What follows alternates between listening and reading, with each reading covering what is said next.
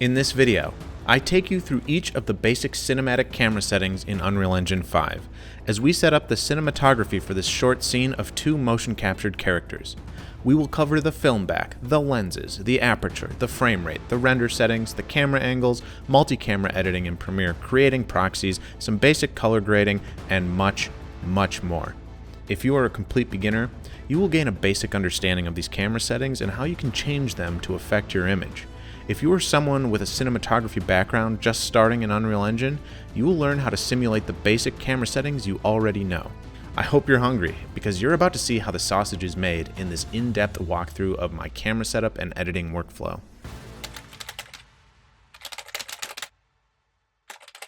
Okay, so here we are in Unreal Engine, and you'll see I just have this scene already pulled up, and I have some characters put into the sequencer already. They're already set up, and we're not really going to go over like how I set them up or anything like that, because we're going to jump right into the cameras, because that's what this video is about. But you'll see it's just a simple scene of man meets troll on bridge, you know, tale as old as time. And there's no script here. It's just some characters that I have motion captured, and I'll show you like the little scene and how it all renders out at the end of the video. But yes, you can see there's no cameras in here, and so we're gonna set all of those up in this video, and I'm gonna go over all the different camera settings, the different angles that I would use to cover this scene, and we'll talk about why, we'll break down, how the basics of how cameras work, and how the different settings affect the image, and so on. So stick around and we'll jump right into it. Okay, so here's our scene, and one thing I want to do before we get started on the camera stuff is I want to just change it from the default viewport to the cinematic viewport. And this just gives you like the sequencer controls here, so it just makes it a little easier to play the scene. You get your letterboxing here, and it's going to change the aspect ratio, but it just looks a little bit more like a movie. And this is nice for just kind of like looking at the scene, letting the action play, and you can fly around and kind of just frame stuff up. It's a nice way to kind of do that. All right. But as I said, this isn't focused on the metahumans and how to set this stuff up. This is I just have this here as something we can look at, while we go over the camera stuff. Now, there is one thing. I am going to show you how to add a tracker to these characters, so a little sphere that's connected to the head bones of the characters, and you'll see why we do that in a second. The reason is so that we have something for the camera to focus on. And so before we even make a camera, let me just go ahead and really quickly add that. So I'm going to make a sphere, and we can go and make this pretty small, 0.05. And I'll just go ahead and add that to our sequencer. We'll give it an attach track. I will attach it to our troll bill, and we'll select the body, and we will select the head, wherever that is. Okay. And then that's going to fly off into space. So come over here and reset the location, and boom. Now you can see we have a sphere attached to Bill the troll, and we're going to put it right between his eyes. And again, all this will be explained in a second, but this is important if you're working with a camera and metahumans, okay? And that's because, for some reason, the cameras can't focus on the characters automatically, so you have to add something to it. But you would also want to do this anyway, because it gives you a lot more control over where the focus is, or where, if you have the camera automatically tracking a character, it gives a really precise place to control your camera. So anyway, let's just add that, and I'm going to come down here, make actor hidden in game, and we'll check that. And I'll make sure we extend the attach track there. So now we have an invisible sphere attached to Bill. I'm going to do the same to our boy.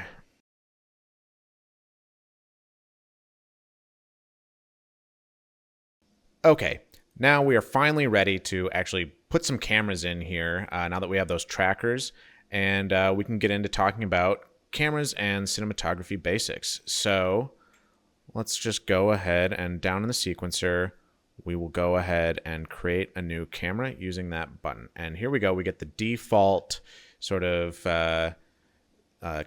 Unreal Engine camera, and these are the presets that it comes in. Here we can make sure the camera is selected down here in our timeline, and you can see up here we've got the, we're piloting that camera and the viewport is set to that camera. And one tip I will give, pro tip, rename your cameras. Just do it, even if it's just to give you something. We'll call this troll medium. All right, and it doesn't really matter what you name them. It's just good to name them, so because trust me, when you get a bunch of cameras in here, having just like some name is going to help a lot instead of them all just being like Cine Camera 01 or whatever.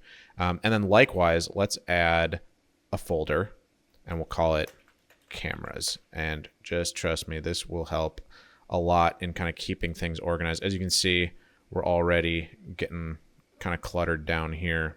So anyway, there we go. We've got our camera in there, and we're going to click on that. And for some reason, it's not showing up here. Let's select that. There we go. So we've got our camera selected, and we're over in our details panel. Now, the first thing we want to do is I want to get our character in focus, just so we're looking at, a nice in focus image.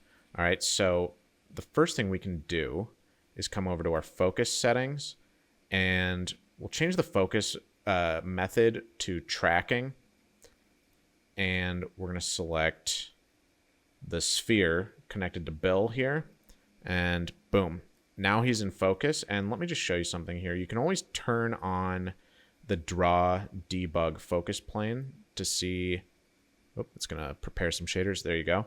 This purple is now, that is the plane through space that the camera is focused on. So where that purple is intersecting, that's in focus. And so anyway, we'll come back to that. We can turn that off for now.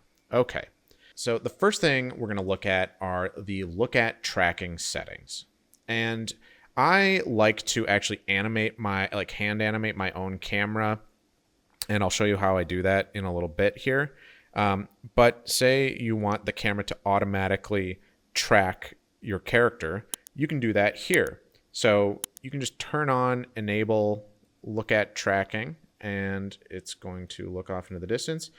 Let's pick our actor to track, and we'll select the sphere that is connected to Bill. So now if we come back to the beginning here and just hit play, we'll see that the camera is automatically tracking his head. Now it's tracking it. It's a little herky-jerky here, but we'll fix that. It's also tracking it like exactly 1-to-1, so it looks pretty unnatural, and it's framed up right in the middle. So some things you can do to change that, you can change the relative offset. So if we just kind of move these around a little bit, we can kind of frame our character up in a little bit more cinematic way, if that makes sense. And so now that he's not like in the center anymore, he's like kind of framed on the left, which is how we want it. That's looking a little bit better, but the camera is still, moving in pretty unnatural ways. So we can change that by changing the Lookat tracking and terp speed. And by default, it's set to 0. But if we turn it up a little bit, it's actually going to make it move slower. So I think 0 is, if you set it to 0, that value will basically, it's basically like infinite speed. But then, if I set it to say 0.3 here, it's now you can see it's moving much slower. you can tell that the camera is kind of lagging behind, what it's looking at. And that looks a lot more natural, because the camera person, when they're operating the camera, isn't going to be able to like follow the head exactly. So let's turn that up a tiny bit. And let's see how that looks. All right, that's looking pretty good, actually. We're getting like a nice sort of natural camera operator here. He's kind of keeping the character framed, to the left, and that's really nice because, we've got our character on the left and he's looking off to the right. So that looks fine. But, it's not perfect, and honestly, that's why I prefer to hand animate my camera movement, and I don't use this as much. I'll leave it on for now, just since it's, we'll come back to animating it. But yeah, I think you'll probably get better results hand animating and keyframing, the framing of your camera. It'll probably go faster, in terms of getting something that actually looks really good. Okay, so that covers that first part of the camera. All right, and the next setting is the Overscan setting, and I'm not going to go over this too much. I don't actually use this either, but essentially what it's going to do is kind of add more space around the edges of your frame. So like the more you go up, the more extra room it's going to do. And the whole point of this is to like basically give you some margin to say like add some screen shake if you wanted to do that in your in your editing software instead of in Unreal Engine, but like if you were using Nuke or something like that. But I don't really do that. I keep it all in here. And so, yeah, like I said, I'm not going to mess with this too much. There's also scale the resolution. So, say, as you go up, this will increase the resolution of your output image so that you have more to play with. Anyway, let's go ahead and just reset that, and we'll move on to the really interesting stuff.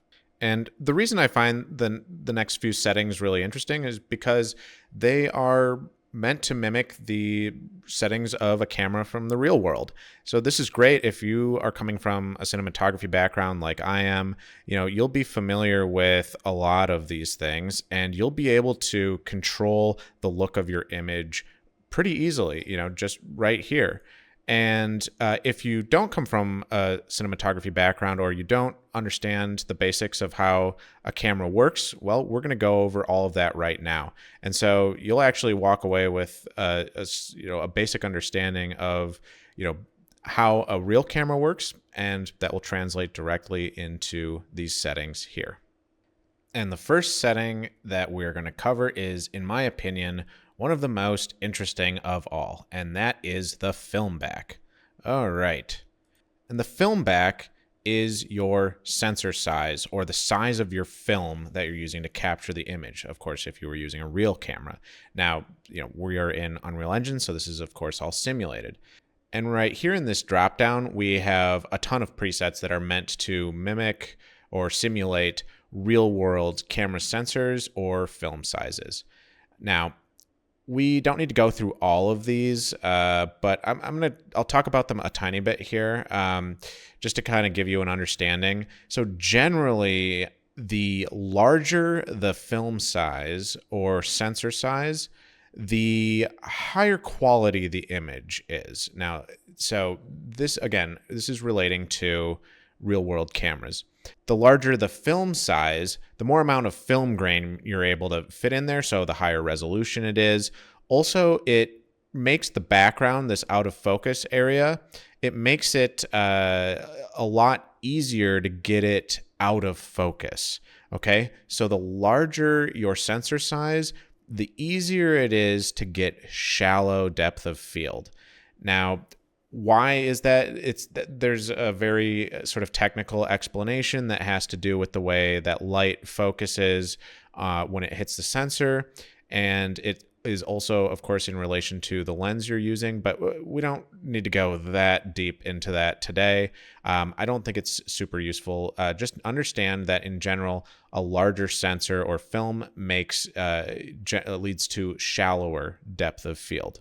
And that is also associated with a more cinematic look because you're able to have your subject in focus, and that's kind of, focusing the viewer's attention and allowing you to, tell more of a story in that frame. So I'm just going to go ahead and switch it to one that I use the most, and that is 35mm VistaVision.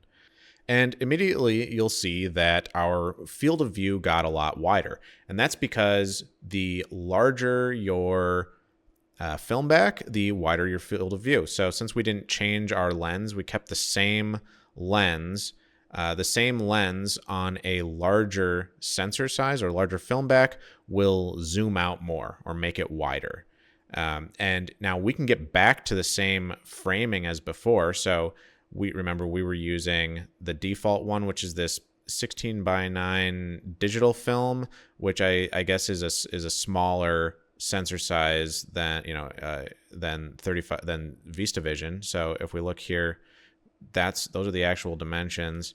We go to digital film, and yeah, that's a lot smaller. So you can see the field of view changing as we change our sensor size. But I'm going to go to this one because this actually matches the camera that I use the most in real life when I'm shooting commercials or films, and that's the Red Raptor, and it has a full frame 35mm VistaVision sensor. So whenever you hear that term full frame, that is this size roughly. There might be slightly different dimensions based on the camera manufacturer for these sensor widths and heights, but for the most part it's roughly the same size. And what's great about Unreal Engine is you can actually, say you're making a previs or storyboards or something for something you shot in real life, or for example, maybe you're doing some visual effects and you need to match the camera exactly. You can do that. You can look up the sensor size and put this in exactly. And I have done that to figure out very precise storyboards before. It's a great tool for that. But anyway, let's move on from the Filmback. I think that's about enough on that specifically. And we'll just close that for now. And we're on to the lens settings here. I really don't change these. There's a bunch of presets here. I don't think this seems more like if you're, again, really trying to match something really precisely. But I don't think it's going to affect your image that much. So I tend to just leave it on universal zoom. Let me know in the comments if I'm just completely wrong on that, but I don't think it's that important. Now let's move on to focus settings. And this one we've already kind of covered a little bit. As we were talking about. Let's turn on our Lookat tracking again. There we go. Okay, and so if I go ahead and just turn this draw debug focus plane on and hit play, we will see the focus track with our character automatically. So this is obviously very useful. I use this a lot. It's generally you're trying to just keep something in focus, and this works really well for that. So that's great for tracking, keeping the subject in focus no matter where they are in relation to the camera. But say you wanted more control over that focus. Say you wanted to rack focus from this character to this character. And a rack focus means to change the focus from one to the other. So that's a term you'll hear in cinematography, a rack focus. So let's say you wanted to do that. It's actually pretty easy. You can come over here to your focus method and turn it back to manual. And you'll see what that did is it actually sent our focus plane really far away, 10,000 centimeters away. So let's just pull that in closer. And there we go. All right, now that's in focus. And you'll see down here in our sequencer that we have our camera in here, and you'll see that these all that these camera settings are just right here in the sequencer, and you can easily keyframe them. So in this case, we want to rack focus. Pretty simple. We just put in a keyframe there, and let's pull the focus in to our character there. And now you'll see, and you know, it might be kind of a slow pull actually. So honestly, that's way too slow. So I'm gonna hold down Control and scroll in with the mouse here, and I'm gonna make that a lot shorter because you don't want a ton of out of focus, space in your shot. Anyway, that's how you do that. And before we go any further, I want to cover the crop. Let's just get this image looking better. Okay, let's come up to our focus settings. We'll turn off our debug. I'm going to set the focus tracking back to our character here. Good. And let's see. We're going to come down here to the crop settings. And right now it says no crop, and that's why we're getting this big, wide 4:3 aspect ratio. And now these are standard crop settings for example 1.77 or 16:9. You probably know that is the aspect ratio of TVs, and probably your monitor. And then 4:3 is what we're kind of what we were just looking at. This is what CRT TVs used to be back in the day. This is also what film was shot on for a while, in particular like the silent era. And it's generally associated with a less cinematic look. I mean, in general, right? These are all just guidelines. Less cinematic because, as I said, it's kind of what you would see on an older TV, whereas what you would see in a movie theater is wider screen, and that's generally considered more cinematic. So, let's go over here, and I'll switch to 2:3:9.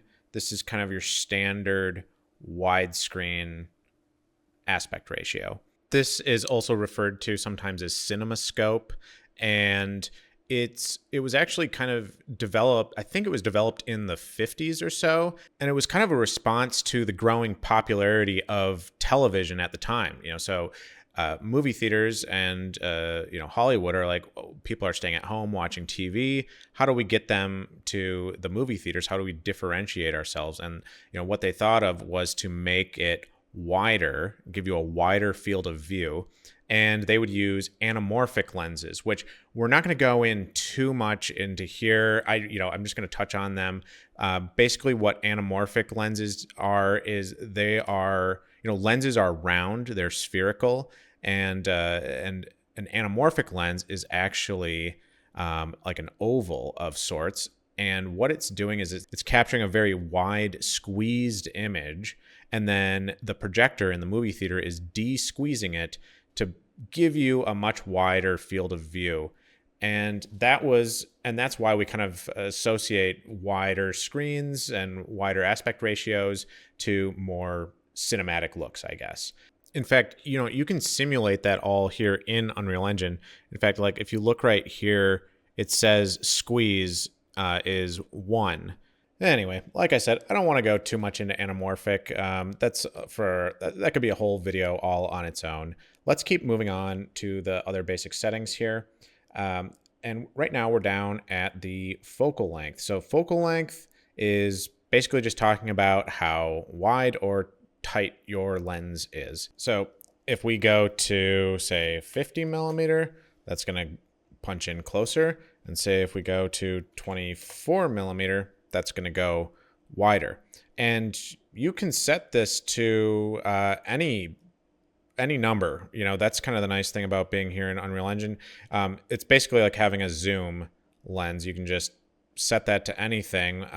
However, I tend to stick to certain focal lengths that I know from real lenses. So I use prime lenses, and a prime lens means that it's going to have a fixed focal length, as opposed to a zoom lens that can zoom in and out.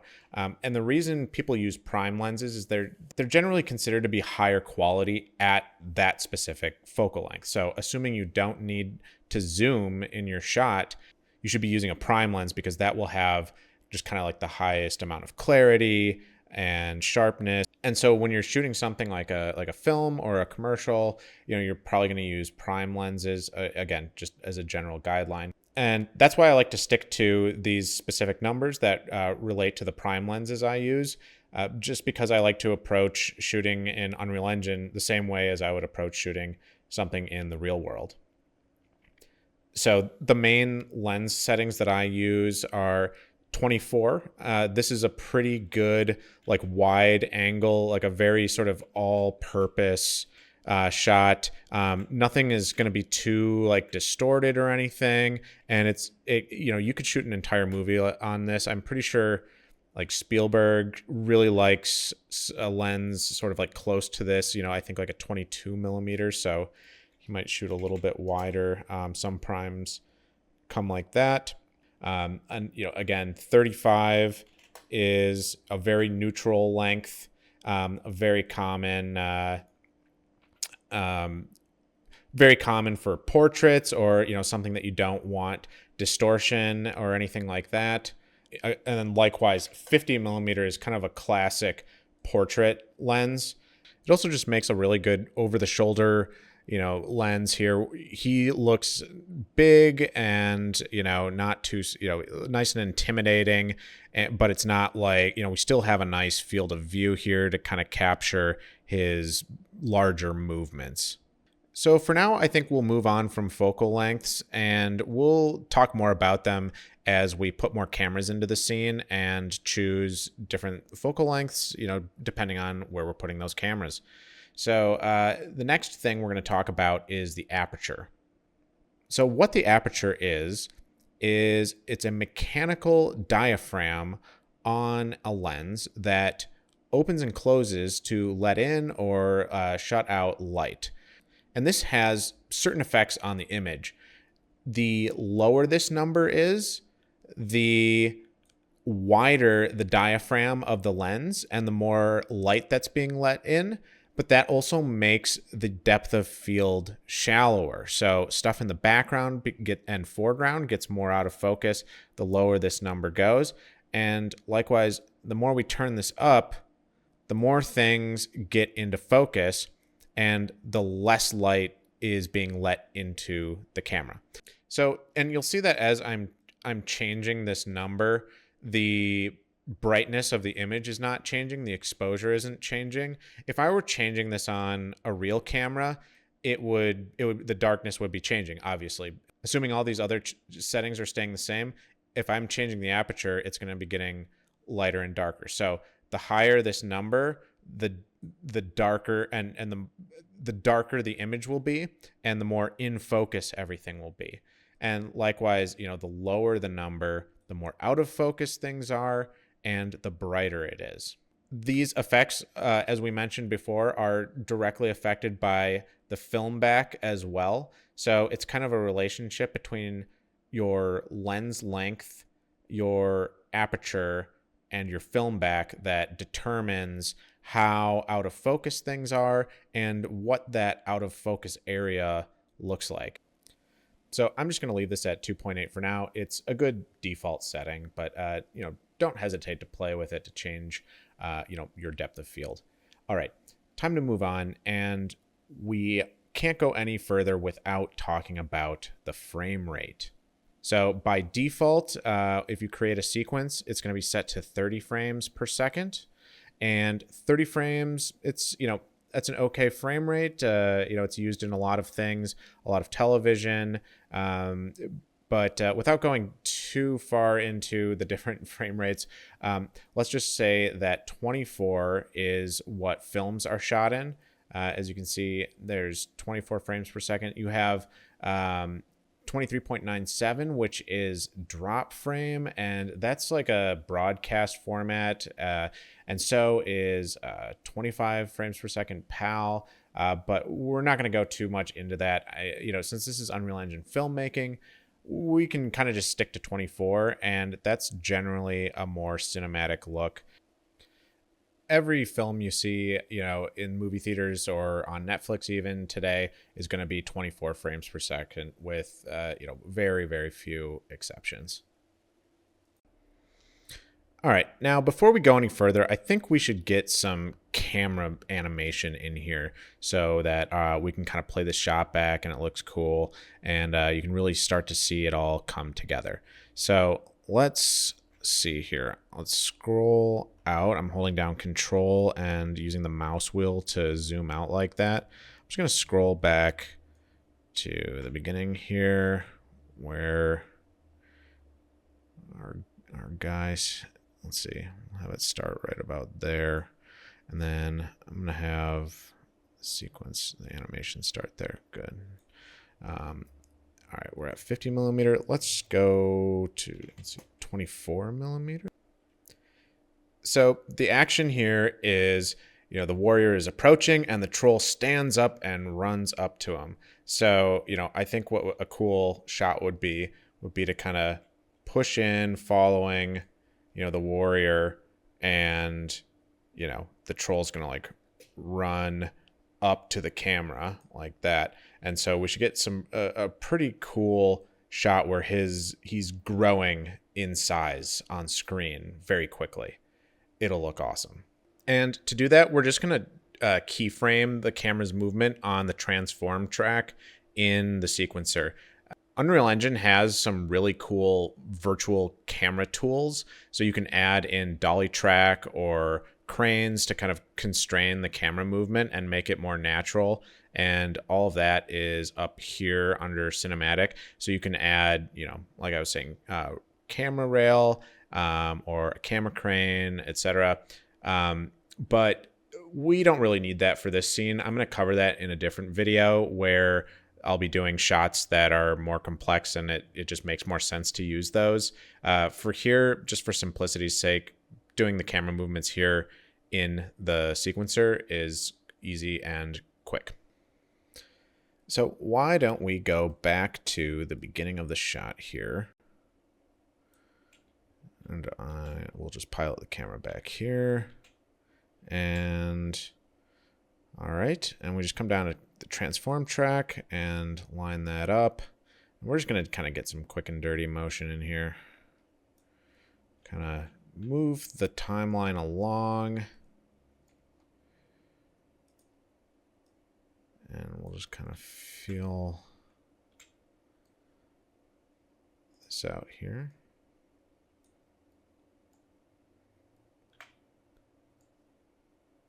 And we can kind of just scroll back and just kind of see how it's feeling. It's good to kind of like see it's a little weird there. Kind of, yeah. So sometimes when that happens, you can just kind of take the keyframe out of the middle, take a keyframe out, and that might help. And that makes the animation look a little bit better, just like that. Let's see. We'll kind of keep pushing in here. Because that's looking cool. Great. Let's just play that back. All right, we got our troll standing, charging in, intimidating. And I'll just kind of operate the camera a little bit here. So just kind of moving it along in the sequencer and reframing and putting in a keyframe. And you don't want to get like too granular, and you want to check how it's looking, as you go, so you don't end up with any like weird movements. That's feeling pretty good. So again, I'm going to kind of just keep moving along here.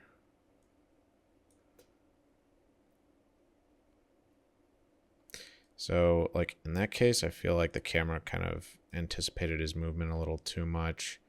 So kind of come back and put a keyframe in there. Great.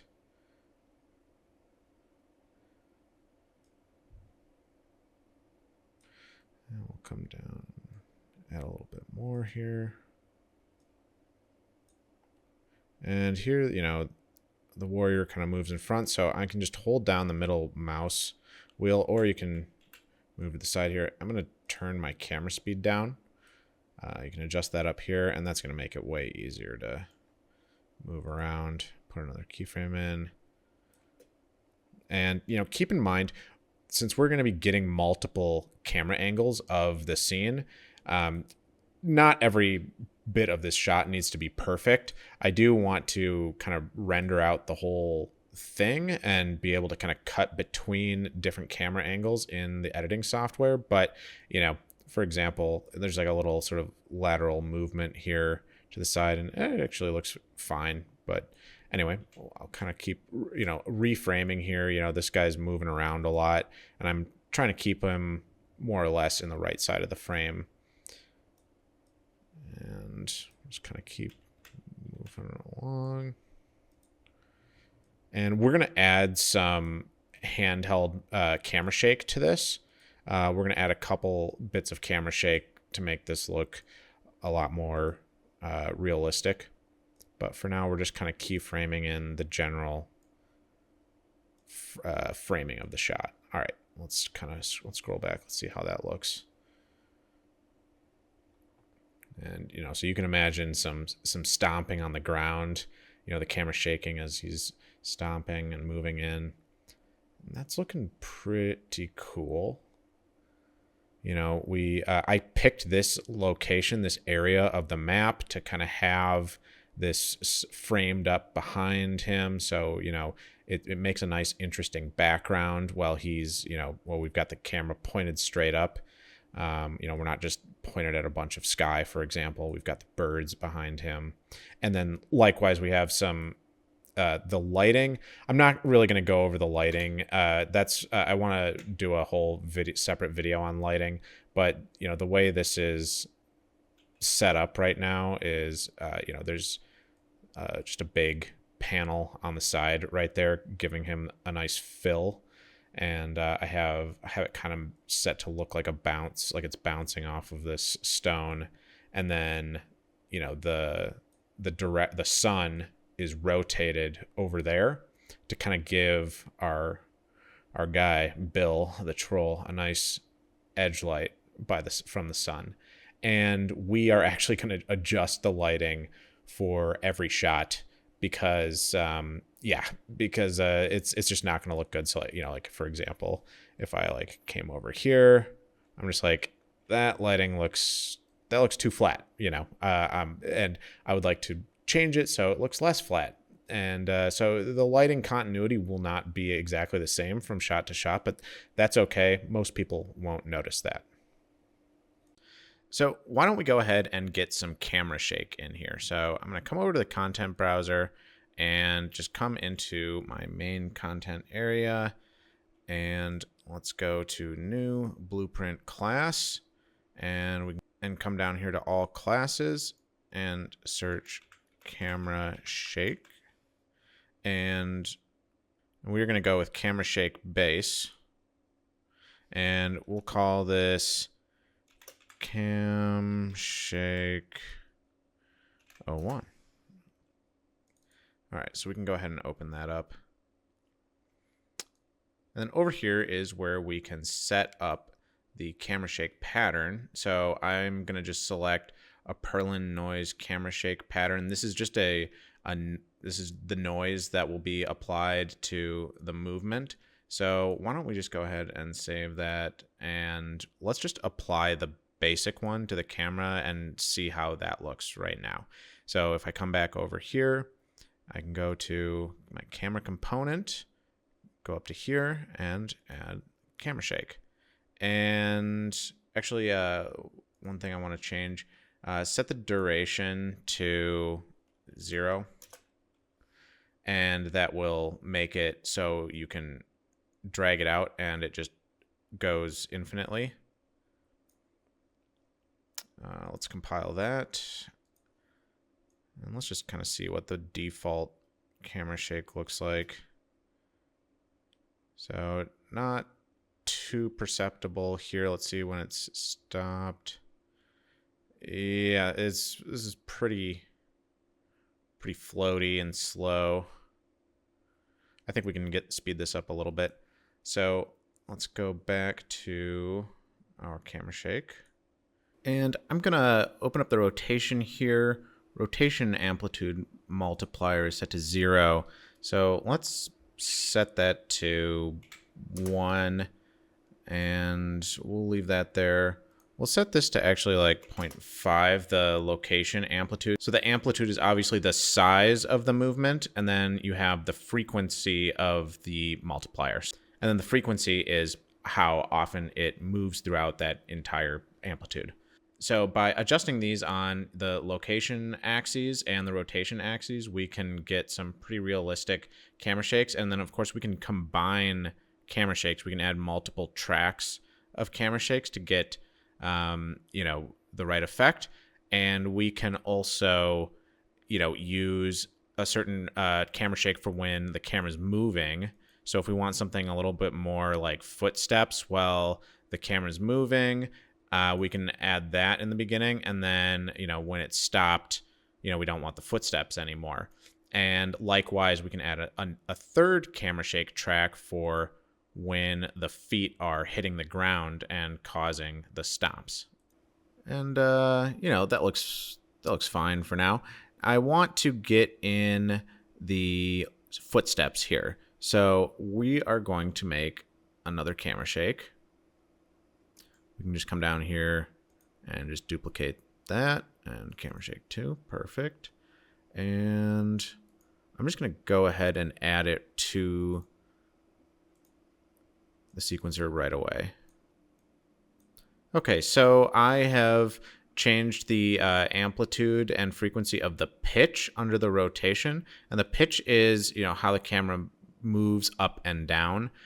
Yaw is from side to side, and roll is, of course, you know, like it's rolling. So to simulate footsteps, I changed these, and it seems to have worked pretty well. I'm feeling pretty good about that, and I just have it over the part where the camera's moving in, and then it kind of just reverts back to the other the base sway, the base camera shake, and that's looking pretty decent for now. But what we're going to do next is we're going to add a third camera shake, and we're going to go in, and for each footstep of the big guy here, we're going to add in some more shake, and that'll kind of be the cherry on top of this push-in section right here. Okay, so let's go back to the content browser, and I'm just going to go ahead and duplicate that camera shake. And this one isn't too important because what we're going to do is actually make it pretty short. So let's just go ahead and add one of these here. And we're just going to put it over his footsteps. So boom, that's the first big one. And I'm just going to hold down Control and scroll in on the mouse. And we're going to make that a little shorter there. Now, what we want to do is actually change the location and the amplitude pretty high here. So let's try. So I'm going to speed this part up here, and basically what I'm doing is I'm just scrubbing and, you know, playing it back and adjusting the multipliers under the rotation, trying to get a really good shake going. And this really just took some trial and error. I ended up dialing in on the pitch being, you know, the most effective way to kind of get that shake and having a high frequency to the pitch. And then you can see I'm just copying and pasting everything there.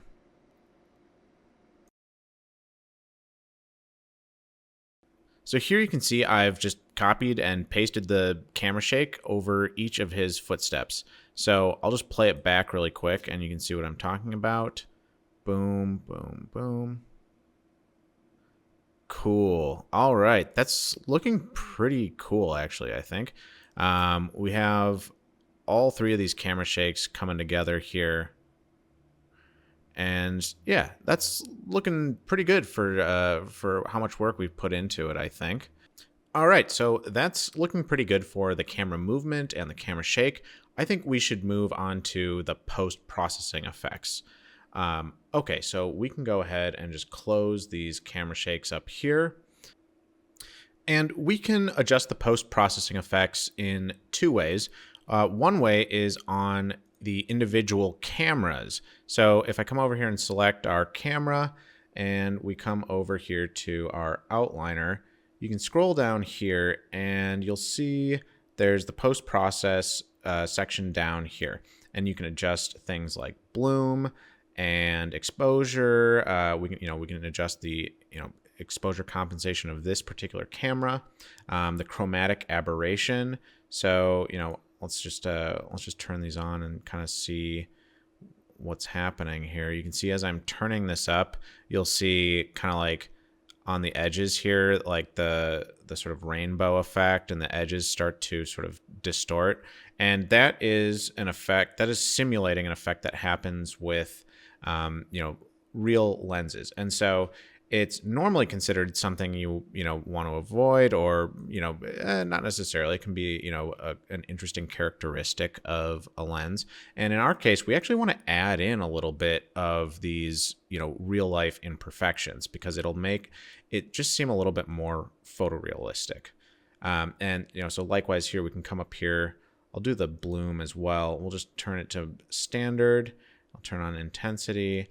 And we can kind of turn this up. And what's happening here is it's adding like a little bit of diffusion over the lens. So the light, you'll see, where there's highlights, we don't have any like light sources in our shot, but where it's bright, you'll start to see it, it's blooming, and it just gets kind of an overall softer look, and, the contrast gets a little bit lower.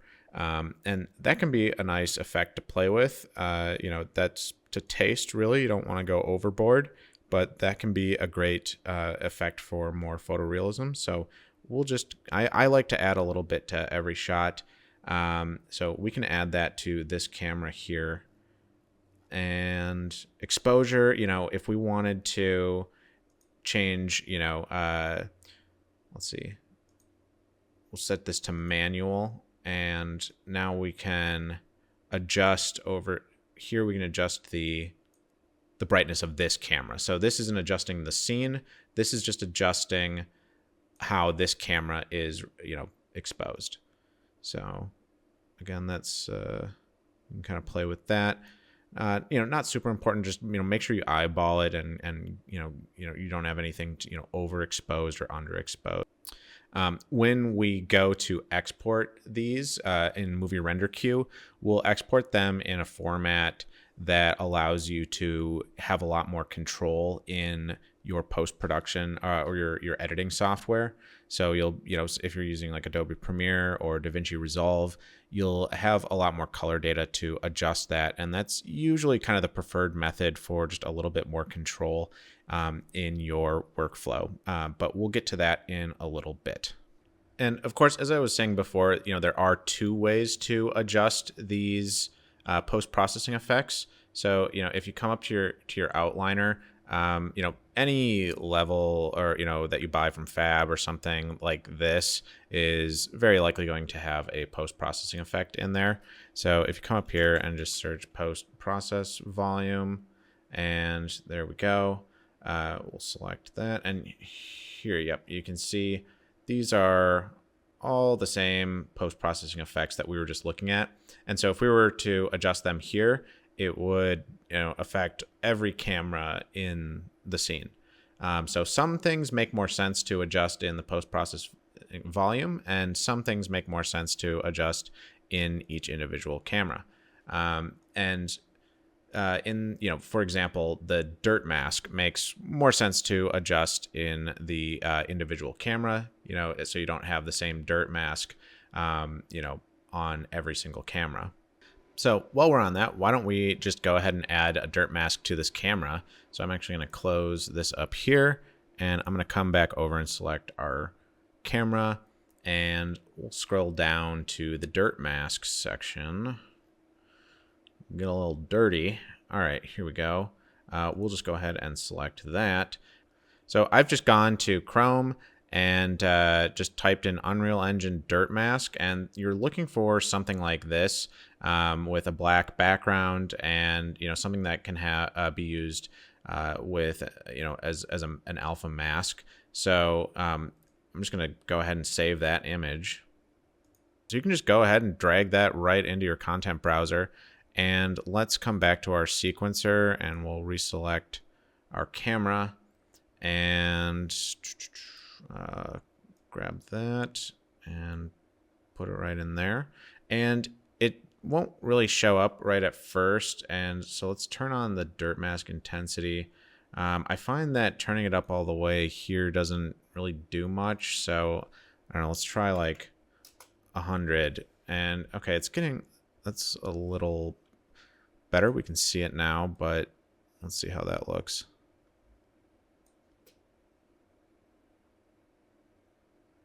Okay, that looks all right. I might turn it down a little. Let's try like 50.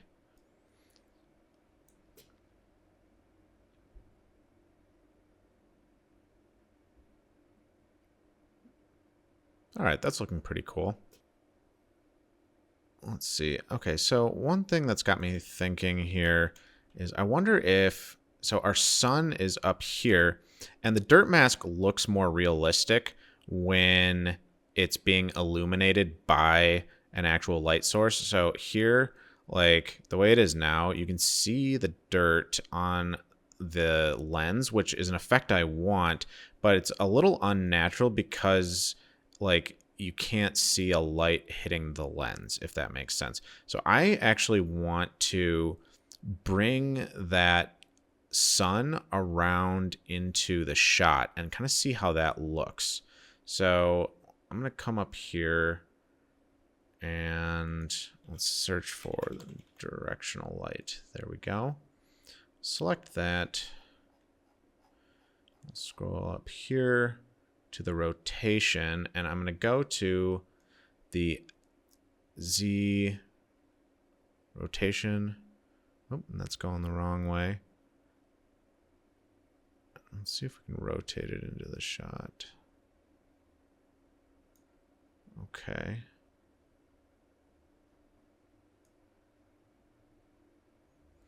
Okay, so you can see I've adjusted the sun just to be a little bit more in the shot, and I think that motivates the, sort of the dirt showing up on the lens a little bit more. You can see, like, especially when, he stands up and the camera tilts up a little, we're catching a little bit more of that. And actually, this is a good spot to add in the lens flares. So let's select this. And we're just going to do the stock lens flares in here, nothing too fancy. Come down here to our lens flares. Check that. And we'll turn it up just a little, just a skosh, so we can start to see something there.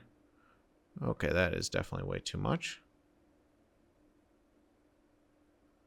So let's just see.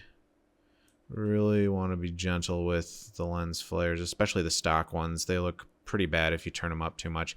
But there, we're getting just a little bit of play on the lens, and I think that's looking kind of cool, again, nothing too fancy. It's just a little something to, that we can add to the camera to kind of add those perfect imperfections, if you will. So I think we're ready to move on to doing a test render and kind of how we would approach setting up more cameras for this scene. And so, earlier on, I mentioned that, you might end up with a bunch of cameras in here.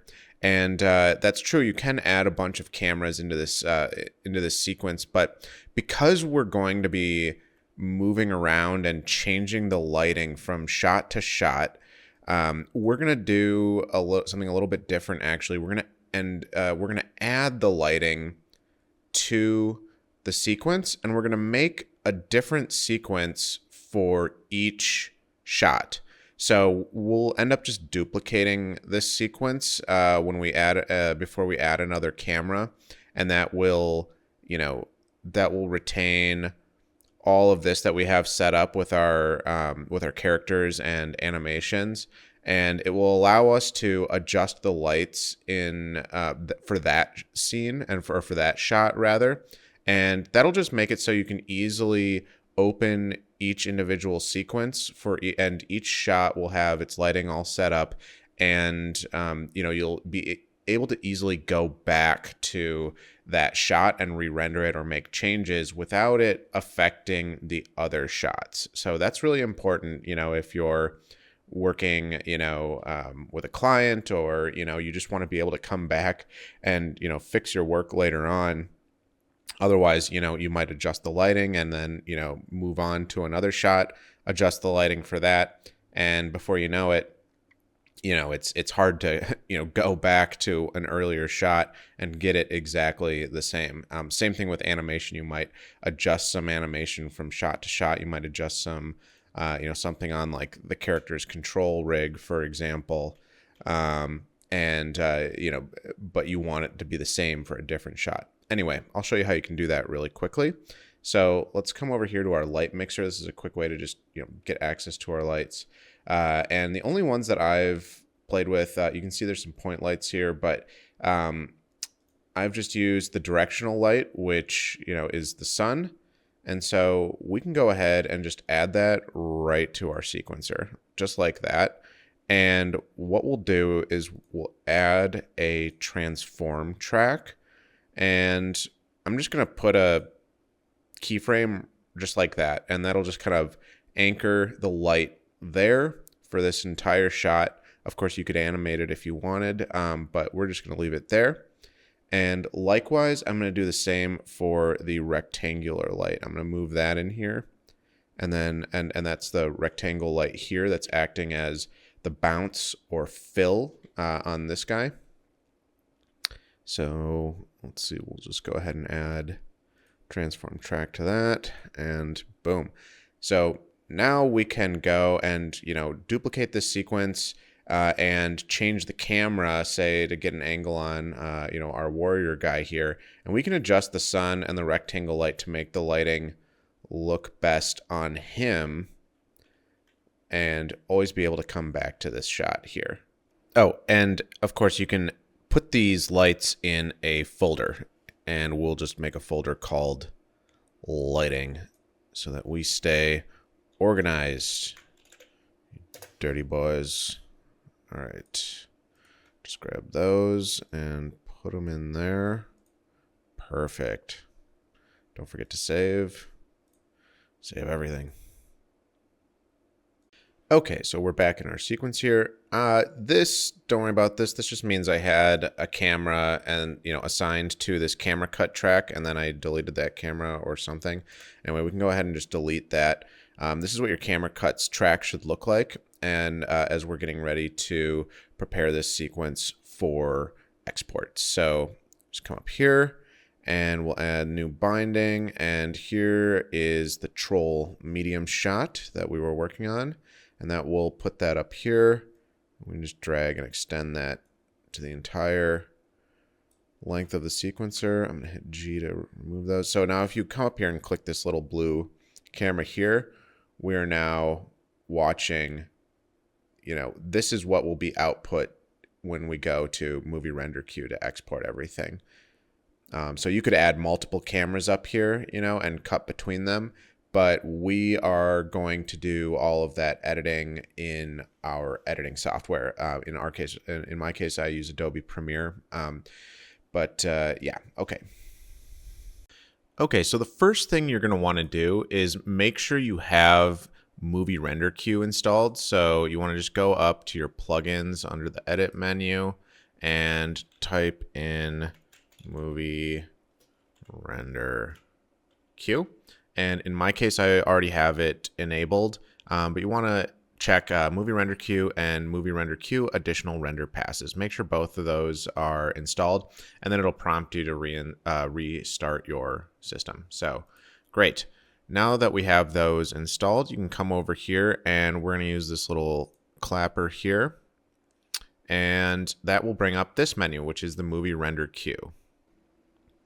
And what we're going to do is we're going to actually set up two configs. One is going to be a really quick draft config so that you can, be rendering your shots out quickly and pulling them into your editing software and kind of cutting them together to see how it's working, how the shot's working with your other shots. And then there's going to be an additional we're going to set up another config that's going to be your final render. So something that's higher quality, that's in a format that can be color graded really easily, and so on. So up here shows where your frames are getting outputted, but we are going to go to the unsaved config here first, and that's going to bring up this menu. So first of all, I want to say there is a really, really good video by William Fauché that just came out a couple weeks ago, and he goes over the movie render queue in a really detailed fashion, in a really concise and detailed fashion. The video is only like 13 minutes or so, and he goes over pretty much everything you need to know getting started with movie render queue. I've basically adopted everything that he talks about in this video, and so I'm not going to go super detailed into it all. If there's one thing you take away from this section of my video, it's to go and watch his video about movie render queue, because he'll go over the following things in much better detail.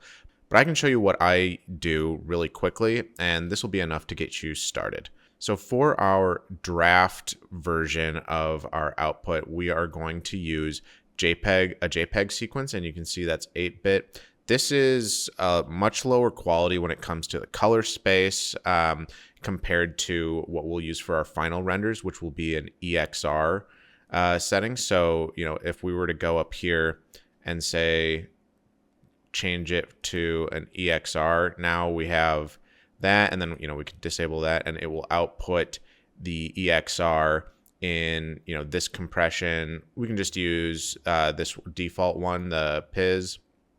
And that is what we will be pulling into our editing software and using for color correction. But for this first one, we're just going to do JPEG. So we can go, I'm just going to delete that from here. Let's come down to the output. I prefer to do 4K for pretty much everything, including my draft renders. I'm on a 3090, so, that, it can chew these out pretty quickly. So a 16 by 9 Ultra HD 4K resolution is 3840. Oops. It's 3840 by 2160. So that's what your or your 4K TV is. For the output directory, make sure you select a folder. So I like to have a folder called exports. And then in here, I'll just kind of quickly make a new folder for each shot.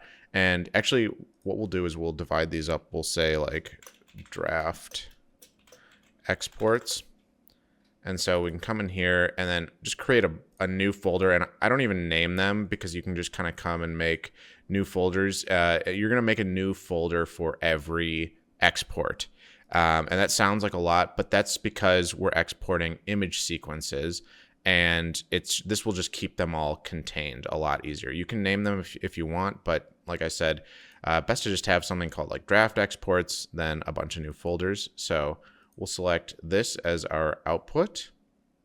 So we don't need to add any anti-aliasing to this. At least I don't think so. Like I said, it's going to be a pretty quick and dirty render.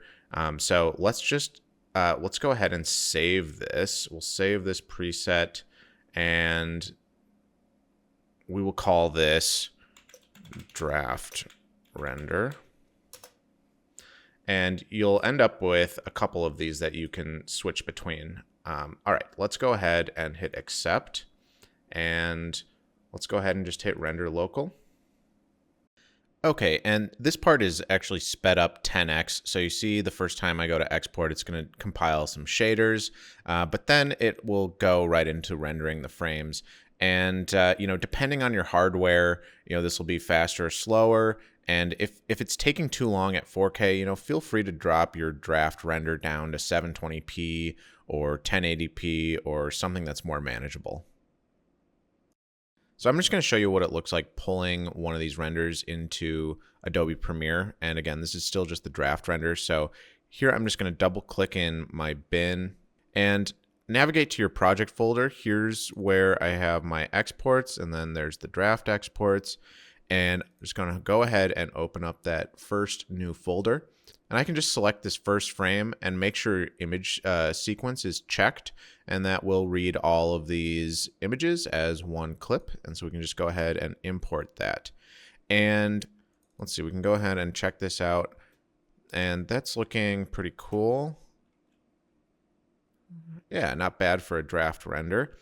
And really quickly, what you want to do in Adobe Premiere when this comes in, I have this set up to do automatically, but you want to right click and go to modify and interpret footage and make sure it's using this, make sure it's using this frame rate. Okay, so it says here, use frame rate from file, which is 24 frames per second. That's good. But if it's something different, you can check this, assume this frame rate, and set it to, say, 24. So like if this comes in and it's choppy, like it's reading 1 frame per second or something like that, this is where you can fix that. Okay, but we're gonna just stick with this.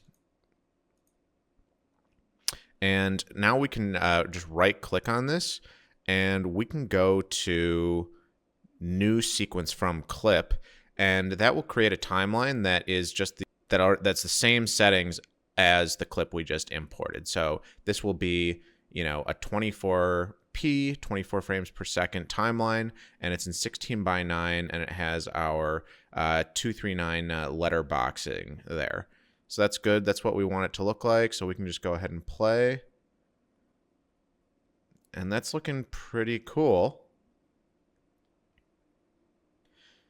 And so if you wanted to just play with some color, some really light color correction, again, this is the JPEG, so it's not going to be, you're not going to have a ton of control, but you can add, in Premiere they have Lumetri color, which is a pretty good color correction system for just kind of doing some basic stuff. So it automatically applies your Lumetri color over here, and then I've docked the window for Lumetri color. You can come up here to window and just grab that and dock it over here, and that will give you all of these controls here. So we have some basic correction, which is honestly, you can get pretty far just using this, if you're just doing some quick and dirty stuff. If you're not very advanced at color correction or grading, this is enough for what you need. You can get down into the curves and stuff like that. And, this is not too hard to learn once you start messing around with it. So if you want to just adjust some contrast, here I'm adjusting all of the channels at once. So I kind of have the mid tones anchored, and you can see we're not getting that great of quality of color correction here. And this is why we're going to want to go to using a higher quality file format, the EXR format. But we do the JPEGs first because they're quick and they're also lightweight. They don't take up a lot of space. The EXR files will take up a lot of space, as you will see, and that's why you don't want to be doing a ton of them, while you're, testing your export. Okay, so as you might have noticed in this shot here, we're having some issues with the cloth physics of the loincloth, and it just looks really weird with it bunched up like that. And I tried to mess with, you know, the collisions and the weight painting, the cloth physics of it in Engine, and it just wasn't turning out great. So, you know, sometimes this calls for a little bit of creative problem solving. Just right, you know, you got to kind of just work through it. When you're using cloth physics like this, you know, it's good to do some test renders early on, so you know you don't run into something like this down the line where you're, you know, an hour into a shot and you realize that that's an issue. Likewise, the warrior's tunic wasn't really. I realized there weren't any cloth physics on the version that I had applied to him, so I swapped that out. So now we do have, you know, some cloth physics on the warrior's tunic, which looks a lot better. But yeah, we need to figure out a way around that. And what I ended up doing was to just, you know, again, a little creative problem solving. I have the shot punch in, you know, on the zoom, you know, as you know, it gets to this close up part. So we're just framing out the crappy part, you know, of the cloth physics there. You know, again, that's something that, you know, depending on the project, it might require you to actually go in and do some fixes of some kind, but that's not for this video. And I think this is it's a better example to show just like a quick creative workaround. And so the way you can add some like a little snap zoom to the camera like this, which I actually think kind of makes it almost a little bit more realistic in a sense. Like it just adds a little bit more, you know, to the camera animation, and you can do that by, you know, we talked about the focal length and how that could be animated, and I just put in these two keyframes in here. So, you know, we're starting at 24 millimeters, and then I just have, you know, over the course of a couple frames, just a couple frames forward, we snap to the 35, and that will create this sort of, you know, snap zoom effect. And yeah, you know, I kind of like it actually. And the reality is, you'll see in a little bit that we'll be cutting around it anyway. So this might not have been completely necessary, but this will sort of just act as a workaround for this shot. So you'll see that when the camera punches in, you know, we're cutting off his head quite a bit there. And, you know, we want to adjust that, but I don't want to go back and reanimate the entire camera movement. So what you can do here is, here's our transform track on our camera. You can add an additive layer to your camera track. So framing looks good up until here, which is where it starts to zoom in. So we'll put a keyframe here on the additive track to let, you know, to kind of save all of this movement. And then boom, it punches in. And, you know, this is where we want to readjust right about here. So that's, we're going to tilt up and add another keyframe on the additive track. And now that will apply that tilt to all of the animation. Now, we might have to go in and reframe a little bit here. As you can see, there we go. That looks a little bit better. And we'll just kind of scrub and make sure it's, you know, all framed up. Good. That looks good up until here. So we're going to the point where it looks good. We're going to put a keyframe there. And then we'll make it, since it's getting a little high there, kind of want to bring it down just to get rid of some of that empty space. That looks good. Okay, and I think that reframing looks pretty good. Let's actually give him a little more headroom here. So good up until there, and now I kind of want to reframe over here a little bit. And that looks good again up until here.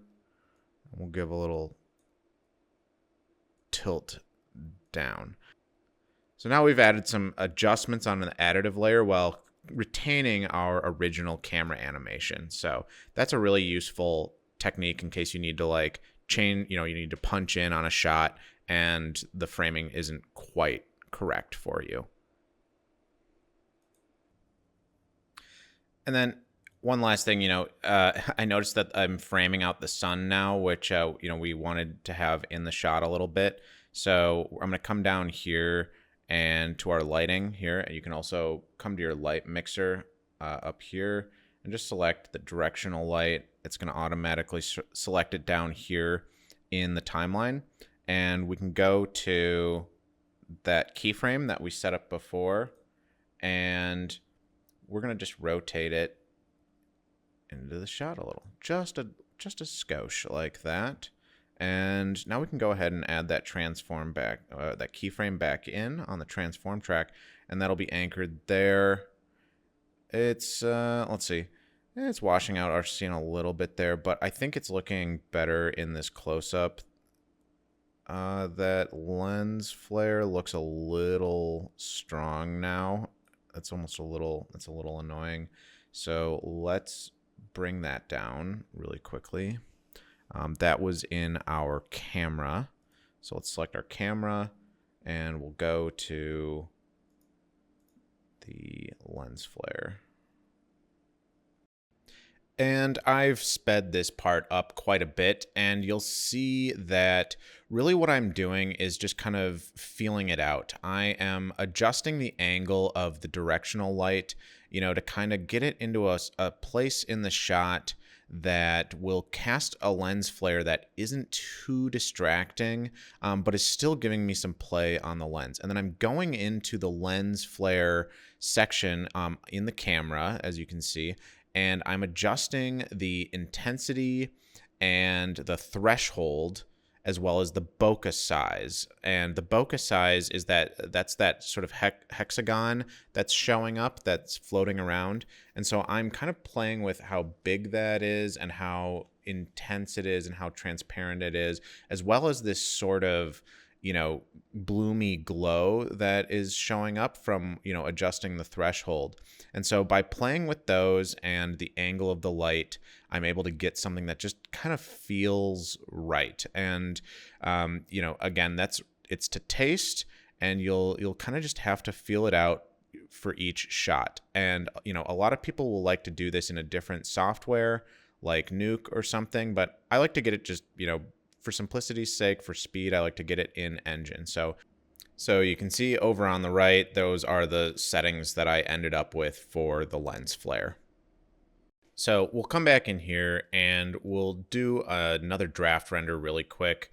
So remember, you can just open up here, go and make a new folder in your draft exports. Just do a nice new folder there and select that as your output directory, just so you're not, mixing up with any of the other shots.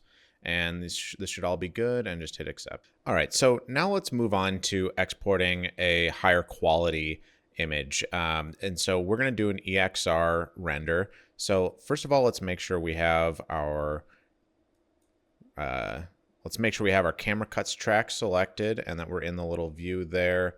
And we'll come up and we can just go ahead and delete this from here. Let's go ahead and click here to do a new one with a new unsaved config. All right, and we'll click to open that. And up here we can delete the JPEG export and come down to here, which is where we'll select EXR and 16-bit. Great, and like I said, we'll just leave it on the default compression there. Next, I'm going to add a color output setting. And all we're doing in here is we are clicking disable the tone curve. And that's going to make sure we don't get any sort of baked in color space. And that'll make more sense when we pull it into our editing software. And if you've done color correction before or worked with like raw footage or EXR, that'll make a lot of sense to you. But basically it's just giving us the cleanest sort of linear color space to apply any effects to or any color grading to in post. Next, we're going to add a game overrides setting. And I got this right from William Fauché. This is basically, a lot of tutorials will show how to put in console variables. And, I'm just kind of going off of what William says. He's saying, you don't really need to do the console variables unless you really know what you're doing. If you add this game override section and you have the cinematic quality settings checked, it's going to get you most of the way there. And again, I encourage you to watch his video. It really explains that in depth. But we'll just move on from this and know that you want this under your settings and that you want this checked.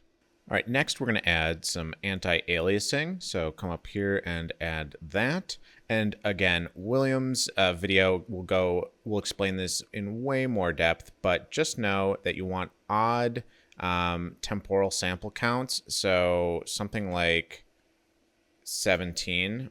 And we want to check override anti-aliasing and just leave the method set to none. And this will kind of give us just a nice clean render without, we don't need to go overboard with the sample counts. As I mentioned, it's really worth just checking out William's video because he's way more knowledgeable about this than I am. But I can confirm I have seen really good results using these methods. So say you had a simulation or like a particle effect or something like that, some sort of physics that you wanted to play out during the render, and it's not deterministic. You want it to simulate for whatever reason, and you need it to start. You need like the particle effect to start and sort of warm up before it gets rendered. This is where you can control that. You can come into here under advanced, and there's a render warm-up count and an engine warm-up count. So you could set the engine warm-up count to say, 100 or 1,000 frames or something like that. And that will allow the engine to sort of start and run for 1,000 frames and get that particle effect going or that physics simulation going. Or if there's just some effects that need to sort of settle, that it'll do that too. And so I'm going to add just like 100 because I think it's just a good practice to do, just so things aren't like snapping into place at the beginning of your renders. So this is where you would do that. So that's looking pretty good for now. I think we can just come up here and we can save this, and we'll call this HQ render for our preset. So we've got our draft render and our HQ render. Let's come back to our output here, and let's make sure we are in the proper resolution. So 3840 by 2160, and yes, this is going to render it in 16:9 with the letterboxes, but that's okay. You can always cut the letterboxes out in your editing software or something like that. We're just going to stick with this for now. And let's see, let's change our output directory. So let's make a new folder next to our draft exports, and we'll call this HQ exports. And we'll open that up and make a new folder and go into there. And so now that is set as our output directory, and we are ready to render. And so here you'll see as it's rendering, it's rendering each sample. It's taking much slower to do each frame, and you'll also notice that it like the motion blur isn't rendering properly. Like stuff is kind of like moving around, and it just doesn't look quite right. That's okay. It all will look right when it is finished rendering. All right, and our shot is finished rendering, so we can just import that again. Let's come over here to our exports folder, and we'll go into our EXR folder. Here we go. Let's go ahead and bring that into our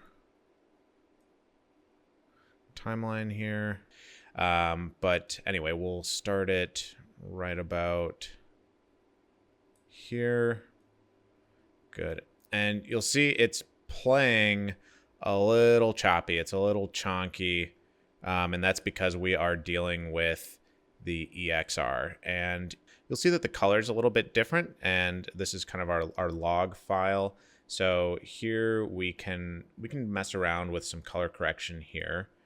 And let's see what we can do to kind of make this look a little bit nicer. And I'm just going to do some basic stuff in here.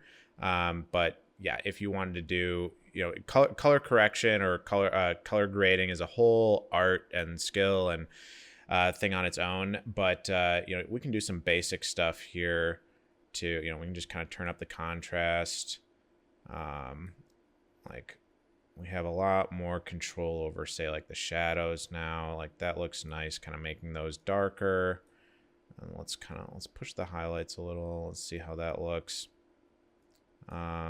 Maybe I will do something in the curves, and you can just kind of see how that works. So I put like a little anchor point in the middle here, and now I can kind of drag down the lower end, and you just kind of have a little bit more control over it than those sliders. And likewise, we can kind of tease up the highlights.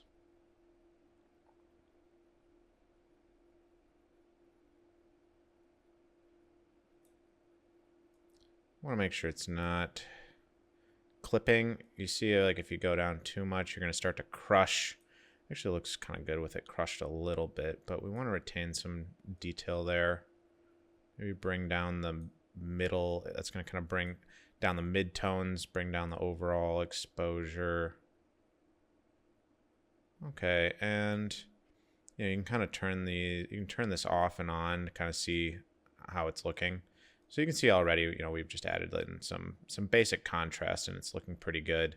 It doesn't seem like it needs any saturation, I might even pull some out, right?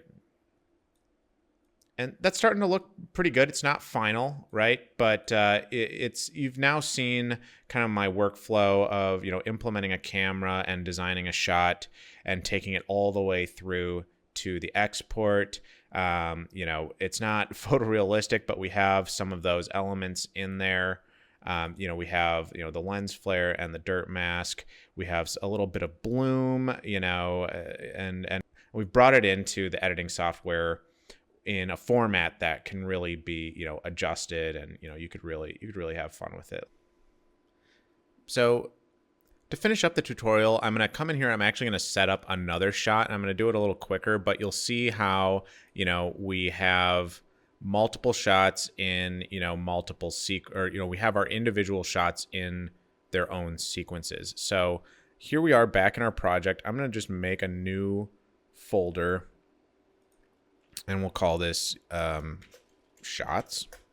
And we can just go ahead and drop, this is our current sequence. We'll drop it in here.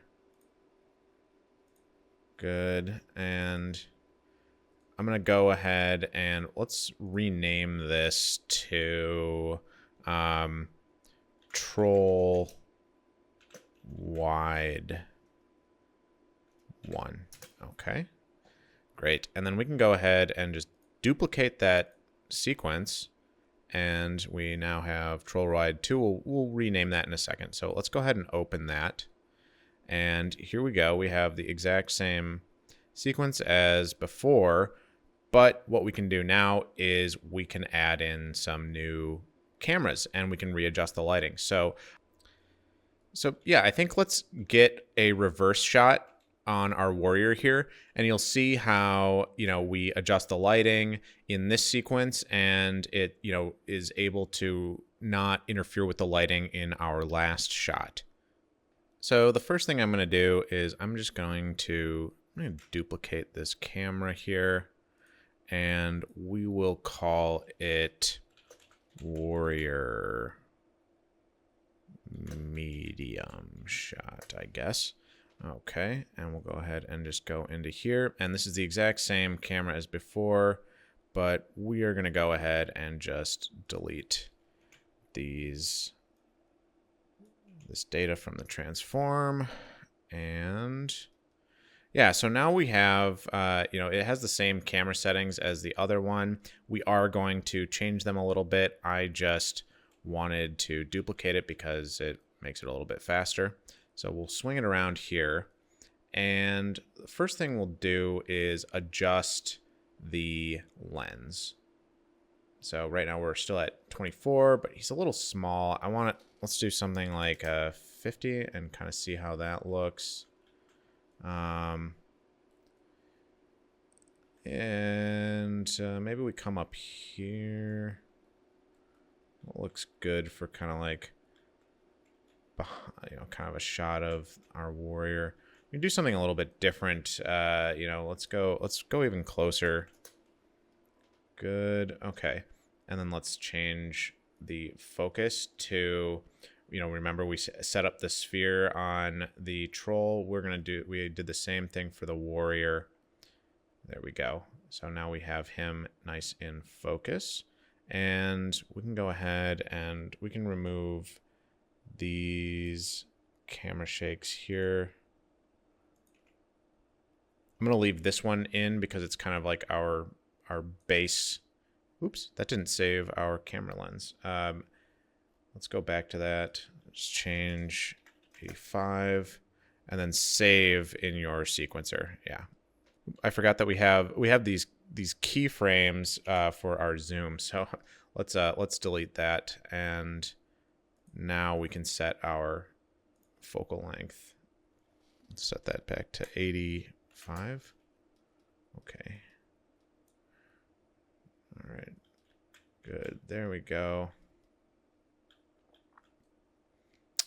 That's looking pretty good. So let's just get some quick camera animation in here. So we're tracking our guy, and then we can start to do the lighting. And just like we did with our first shot, I'm just going through, and this is sped up, but I'm adjusting and adding keyframes into the camera's transform track, kind of just reframing as the character moves around. Okay, so I've got keyframes in there, and we have our shot lined up here, so I'm just going to go ahead and play that back. And, this is just like a good sort of, medium shot on our warrior. We've got the troll in the foreground, and, our guy framed on the right.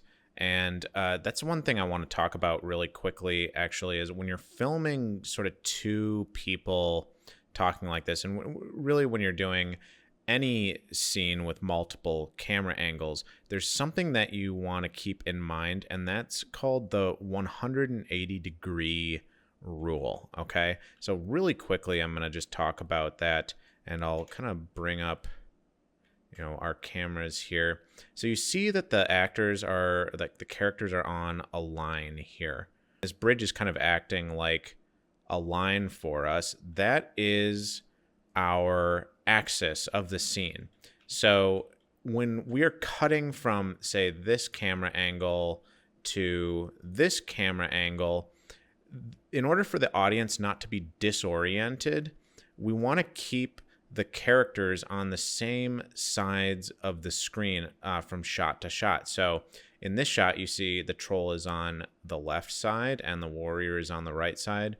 And when we switch to this shot, it's the same thing. Even though the camera is pointed in the other direction, the warrior is on the right side of the screen and the troll is on the left side. And this is a really important thing.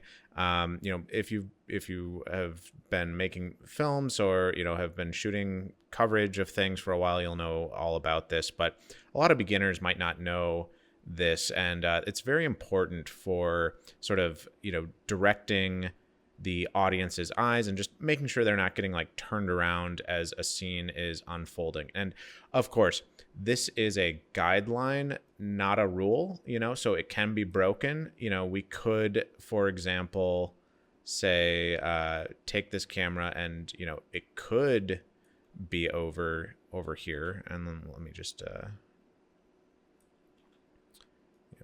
go like that. We could do that, right?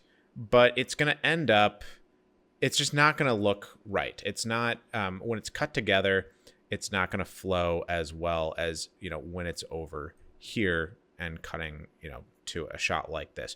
And man, I could do a whole video on just the 180 degree rule, or, the axis, and how you can cover a scene. But just know that we have this line sort of running through the scene. So as a general guideline, we'll have the cameras set up on this side for just this little exchange of the characters talking.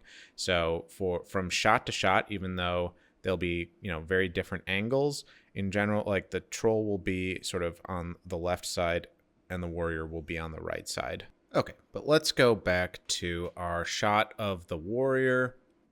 Right now the sun is directly behind this camera, so I do want to get a cool shot where the shadow of the troll is kind of like over our warrior here.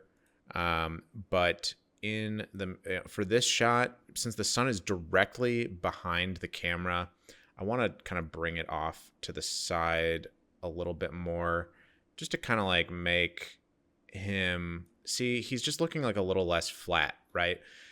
So we kind of have like the nice fill coming from this side and the sun is hitting this side. It's throwing some nice shadows over the background, right? It's just a little bit better than it being directly behind the camera. And that's, again, we'll do a different video that's specifically focused on lighting, and we'll go way more into this. But in general, I just try to avoid having lights directly behind the camera because, we want a little bit more contrast and we want a little bit more shape to our lighting. So we'll just go ahead and leave that there for now. That's looking pretty good for this shot. I think our guy looks pretty good. We can go ahead and just change the rectangular light as well.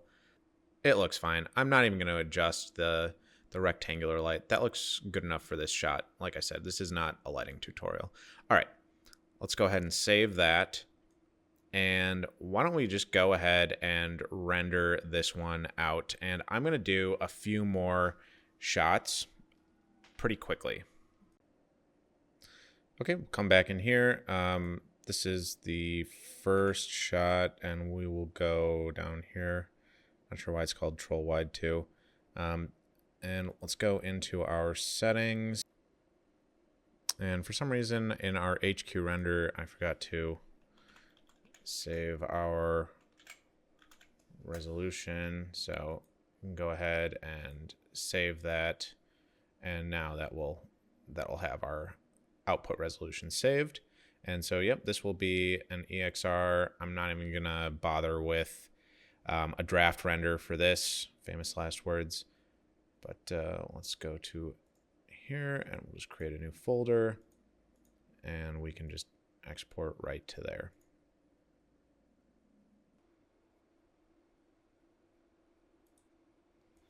All right, so coming back to my shots folder here, and we've got Troll Wide. Yes, that's why. Let's rename that from Troll Wide 2 to let's see, we'll call it Warrior Close 1. Cool. And let's just duplicate that, and not sure what we'll call it yet, but we'll go ahead and open this sequence. And I think what we need is a nice wide shot of everything, kind of showing our scene here. So let's see. Come down here and I'm going to duplicate this first shot again, and we can actually get rid of, oops. We can get rid of these other cameras in here just so it's not confusing. We'll rename this Scene Wide 1. Great. And we'll go into here, and this is the same shot as before. So again, we can just clear those things out, clear out these transforms, go ahead and delete those keyframes. You can, of course, make a camera, from scratch. I'm just kind of doing this to save a little time. Okay, so there we go. We'll swing around here.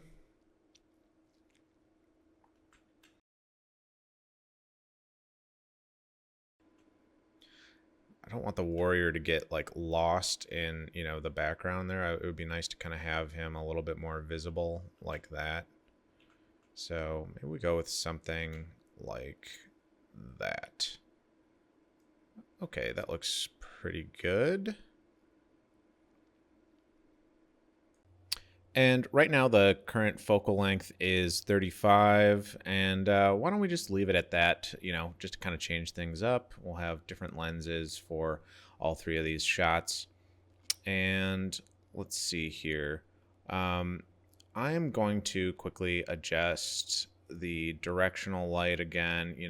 I just want to make it so it's not as flat. So I'm going to come over here. I've got,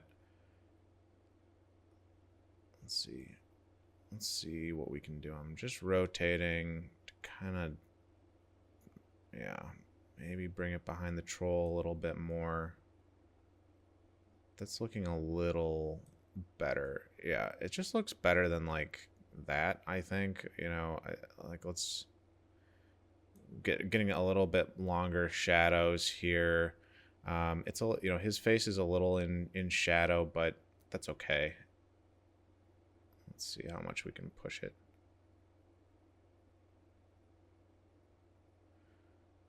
Okay, something like that. That looks good. And I'll just hit the keyframe there. So that should stay in place. And cool.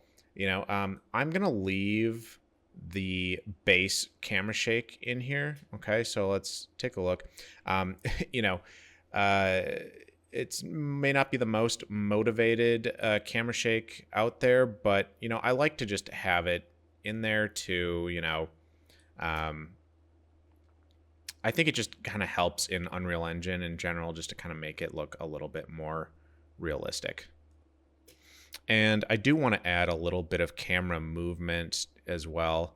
So, let's kind of find the beginning of the shot here. It would be cool to do. Let's see. Well, I know I'm going to use the troll running in and kind of talking to this guy. So maybe we'll start it down here. Come down here to the location, and again, you could be using the Unreal Engine sort of like camera rail or camera crane, but I just really think this is a lot easier. So kind of scroll ahead here. It's easier for, oh, here, let's, that looks cool. Let's get some foreground elements in here, actually. Let me come back down. Okay, there we go. That'll just kind of help add a little bit more to the shot, I think. There we go. Let's try that.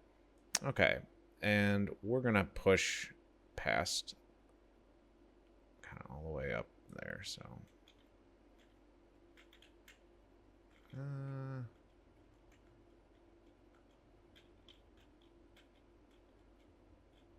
let's see how that looks.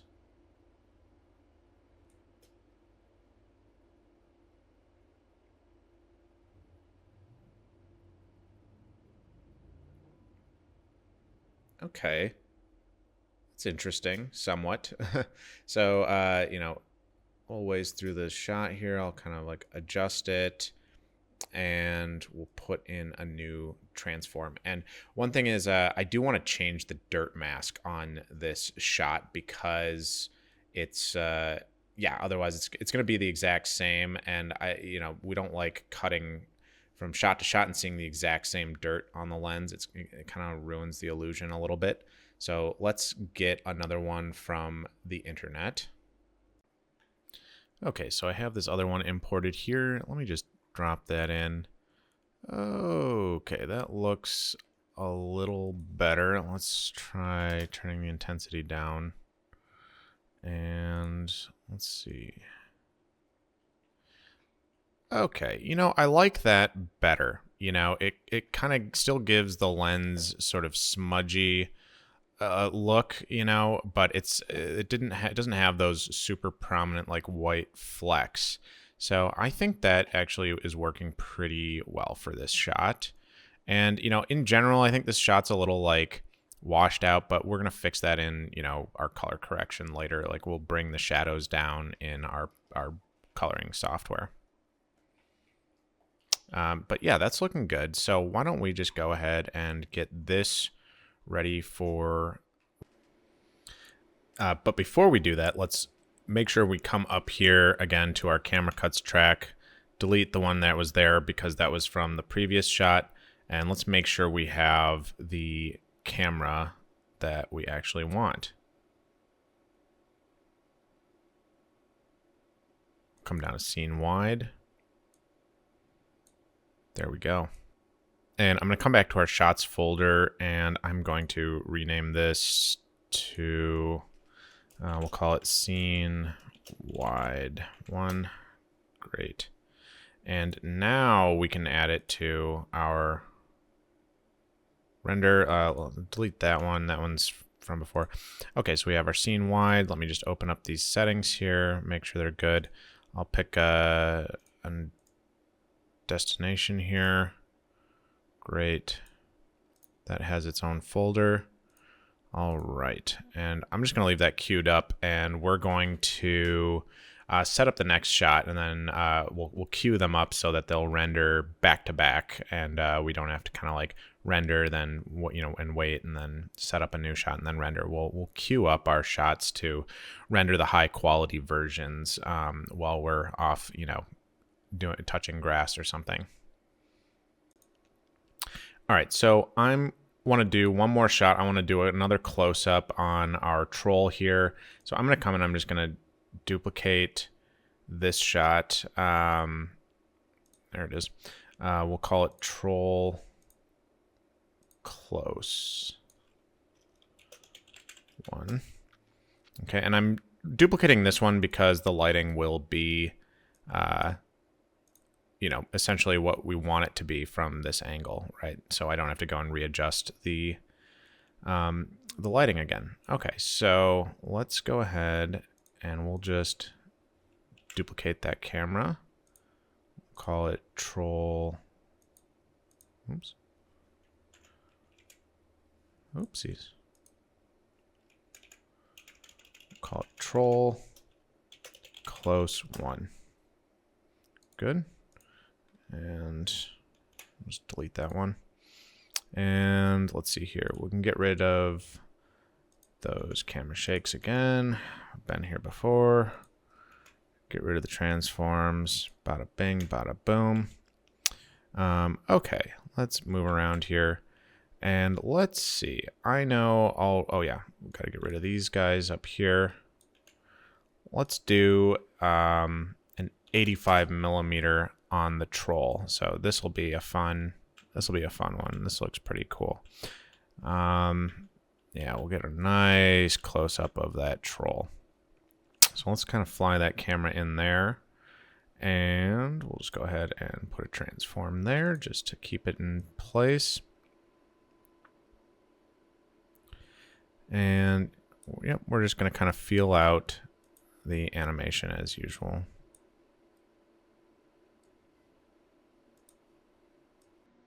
And speeding up here, but just like before, I'm just kind of moving and reframing and dropping keyframes in, and of course playing it back to kind of make sure it's feeling natural. So same thing as before.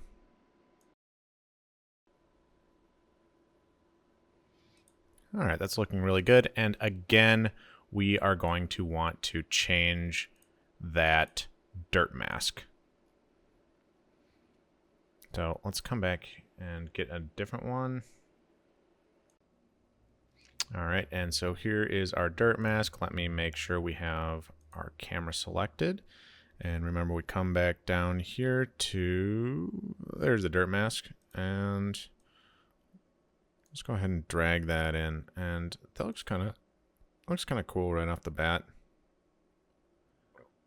A little stretchy. And maybe we'll bring this down to like 25 so it's not just so ridiculous. That's looking pretty cool. We're catching a little bit of the sun flare, or the lens flare from the sun, and we're getting some nice bloom and sort of chromatic aberration. Yeah, I like it. It's not bad for a quick and dirty close-up. Like I said, we will adjust the shadows and the color in our editing software. And then, of course, don't forget up here, let Let's change that to troll close. There's our shot. Great. Okay, and I'll go ahead and save that, and I will add this to the render queue as well. Make sure we set up a new directory for that.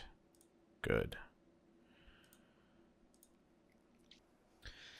And here's a little pro tip. So since these are our HQ renders, these are our high quality EXRs, these are going to take a while to export, and they're also going to be really hard to edit in our editing software. But what we can do is we can kind of create some proxies. We can render some proxy files, so we can render the lower quality versions for editing, so we can kind of easily cut back and forth between the shots. And then when the cut is locked in, we can replace them with our high quality renders. So this might be getting beyond the scope of the tutorial a little bit, but since we're here, you know, might as well do it. And I think this is something that's really useful. So let's come up here. I'm just going to duplicate that and duplicate that. So we have two, and we'll come in here and we're going to change the render to our draft render. And let's make sure we have the outputs selected for the draft exports. Good. And, you know, it could help to name these, but that's fine. Okay, and let's change our other one for the troll close-up. We're going to change that to the draft render. Output, make sure we select its own folder for that. Excellent. Okay, so now we can move these to the top. So we've got our draft renders, and yeah, we can let these render out, and I will see you in the editing software. Okay, so we're in our editing software, and as you can see, I have all four of our shots pulled in here. I have all the high quality versions and the draft versions in this bin here, and I was gonna show you a way to use like the draft and high quality versions together, but I actually think there's an easier way to do this. Yeah, so I'm going to show you how to just make proxies, because you'll see these EXRs. Here, let me mute the sound design here. Like they have a lot of trouble playing back, right? It's not playing very smoothly, and it's not very good for editing. So what we're going to do is we're going to quickly make proxies of our high quality versions. So this is assuming, you know, you've, finalized your render, and, you know, you're ready to kind of get into the nitty gritty in the editing software. So what we're going to do is over here, we're going to select the high quality versions. So these are all four of our high quality versions. We're going to right click on those, and we're going to make proxies. Okay, so this will bring up this menu here. Frame size, we can go, you know, this depends just on how, you know, powerful your system is. We're going to go, we'll just make them half for now. We'll stick with ProRes QuickTime Proxy. And then I have a folder set up, just set up a folder to house your proxies, okay? And then I also have it set to have a watermark when it's showing the proxy. You'll see that show up. And that's just so we don't get confused when we're looking at the proxy versus the final render, because we'll be able to kind of switch back and forth between them really easily in our editing software. So, but first we have to generate the proxies. So, you know I said we were kind of exporting the drafts. We're not going to use the drafts for this process. The drafts are more for your iterative process of kind of, you know, exporting and making sure things are looking okay. But now that we have the final renders, we are going to generate these proxies here in Premiere, and that will just kind of make this whole system a lot smoother. So you'll see why in a second. So let's hit OK to generate those, and that's going to open up Adobe Media Encoder. All right, and that should start to populate over here in the queue. Okay, there's our first one, and the other ones should show up. Okay, and then I think it will start encoding automatically. Okay, great. So you can see this is encoding our shots, and you can see down here, this is a little preview window. You see it's putting a little watermark on there, and we'll just let this render out all 4 of these proxies. And yeah, what this is doing is just creating a lower quality version that's more conducive to the editing software, but keeping it lined up with our original shots.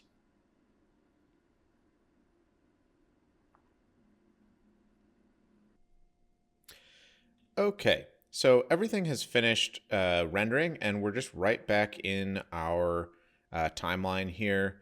And let's see, here we go. Here are all of our renders. Nothing has changed here, but you'll see over here we have these little logo or these icons on here, and that's because we have proxies now. So there's a little button here called toggle proxies.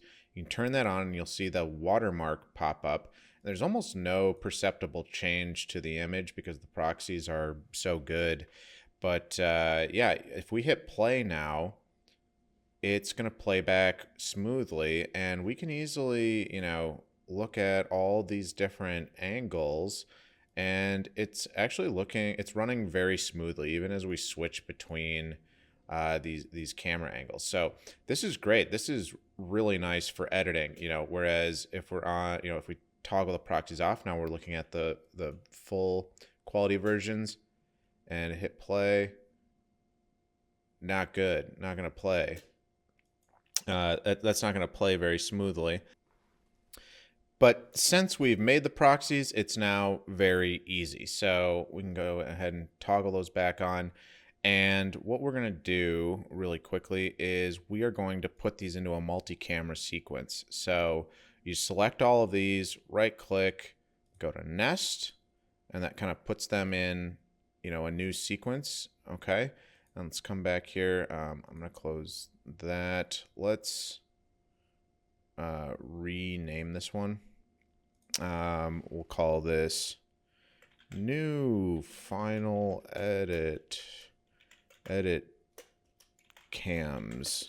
That's just so I know where it is. Okay, so we're back in here. This is our main timeline, and I have the sound design turned off for now, but let's see, we'll right click and we'll go to multi-camera enable, and then up here in our viewport, we can change our viewport to, we'll go to the display mode, go to multi-camera. We get this really cool interface here where we see all 4 of the camera angles, and we can hit play, and with the proxies enabled, they will play back smoothly, and we can see them all synced up, and then we can see sort of the edit that we're making. So if we were to click between all of these as it's playing, it will actually save those edits over here.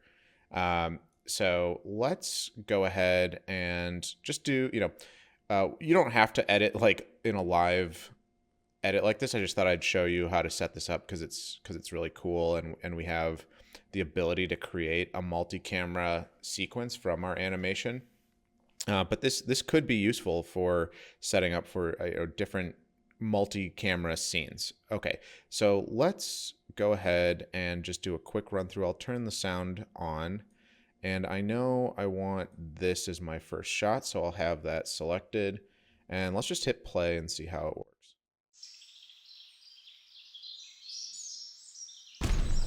What you doing here, mate?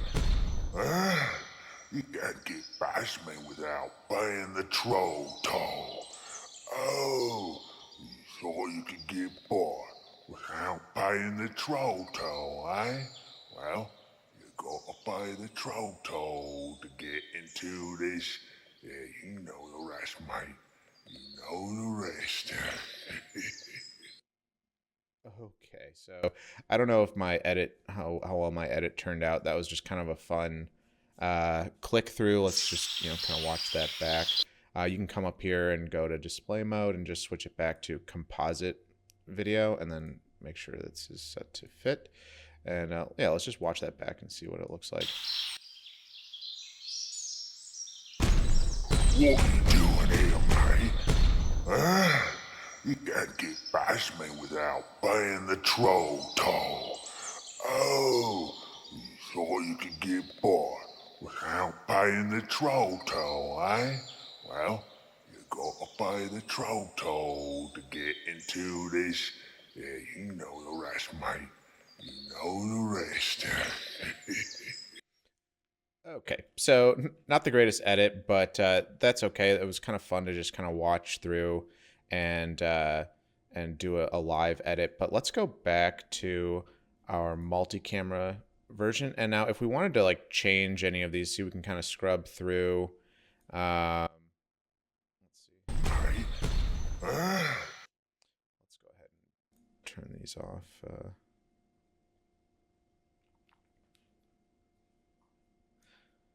And you can kind of make adjustments down here. I can kind of scoot these shots around.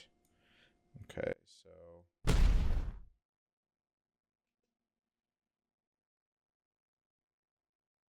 see, we need to have some dialogue here. Get past me without paying the troll toll. Okay, so we're just sped up here, and you can see as I'm just kind of tweaking the edit and going through, I'm moving the beginning and the ending of the shots without actually sliding the shots around so that it all stays synced up. And then, of course, you can, it's a little fast here, but if I have a clip selected in the timeline, I can, and I want to change it between one of the four up above, I can just, have it selected in the timeline and then go up above and change it.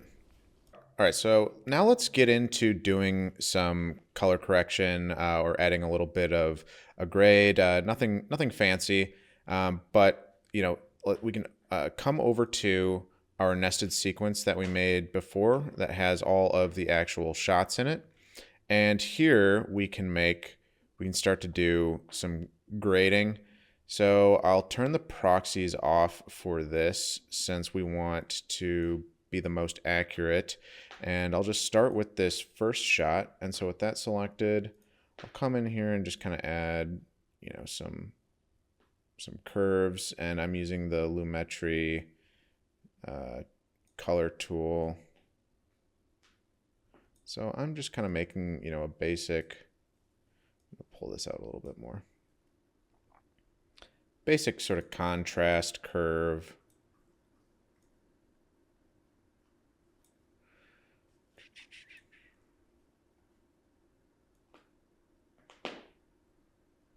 And so when I'm working up here, I'm working with kind of the highlights, and so you can kind of, you can drag those around to kind of play with how you want that to look. I would like my highlights to pop a little. This is adjusting the midtones and affects a lot of the overall exposure. And then down here are our shadows. And so without clipping, you'll see it starts to clip if I bring it down too much. Doesn't actually look too bad, but we'll go down to there. And then, and you can do all that in this basic correction too. If you don't like using the curves, I'll edit one of the other shots using these. But so here, we'll just pull out, I want to pull out the saturation just like a tiny bit. Okay. That's looking good. So, okay. And then we'll just go and hide that one. And over here, onto the warrior, let's find a nice shot, nice frame. Ooh.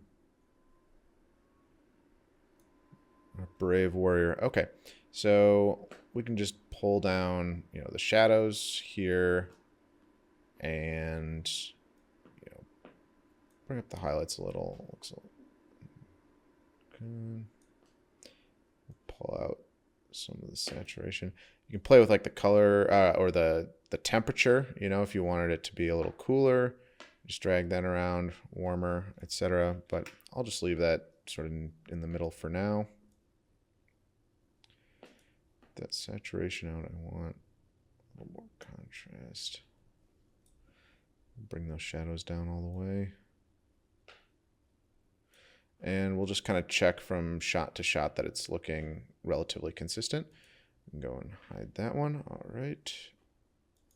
And select this one. This one's could use a lot of contrast. You can turn just the contrast slider up, but I like to play with the shadows and highlights individually.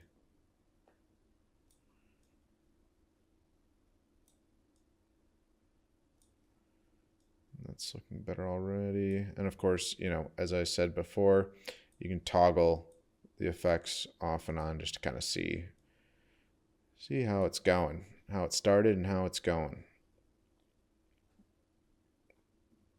A little more contrast. That looks fine.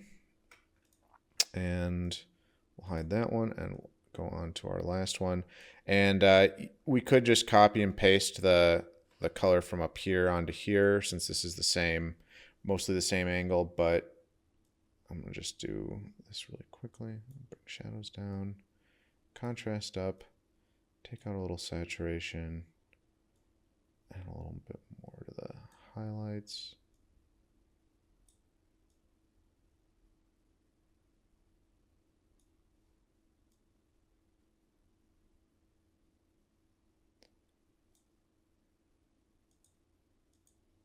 Good. Okay.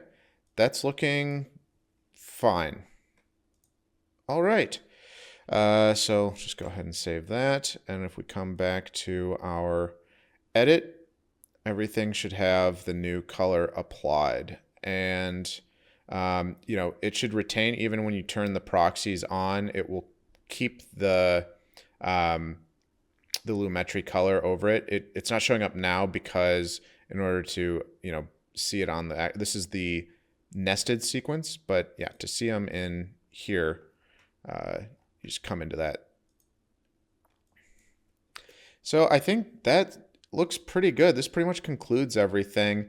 You know, let me know in the comments what other kind of tutorial you want to see. Obviously, this one got a little carried away, meant to be just camera and render settings, and we ended up making you know, an edited sequence in here. But I really think it's important to show kind of the whole process so you can see how this all fits together. And hopefully this can take you from, you know, a very basic understanding of cameras and cinematography, and this kind of gives you some tools to, you know, get in there and actually start making some stuff with a little bit better understanding of how it all works. So let me know in the comments, you know, what you'd like to see in another tutorial. You know, if you want me to, I think I'll definitely be focusing on lighting for the next sort of cinematography style tutorial like this. Let me know if I missed anything, right? You know, if I didn't really cover anything very well that you want me to talk about more. Yeah, and then of course, feel free to always come over to our Discord, and we can you know, we can talk about anything over there, obviously. So yeah, thanks again. Thanks for watching, and I will see you in the next one. What you doing here, mate? You can't get past me without paying the troll toll. Oh, you thought you could get by without paying the troll toll, eh? Well, you gotta pay the troll toll to get into this. Yeah, you know the rest, mate. You know the rest.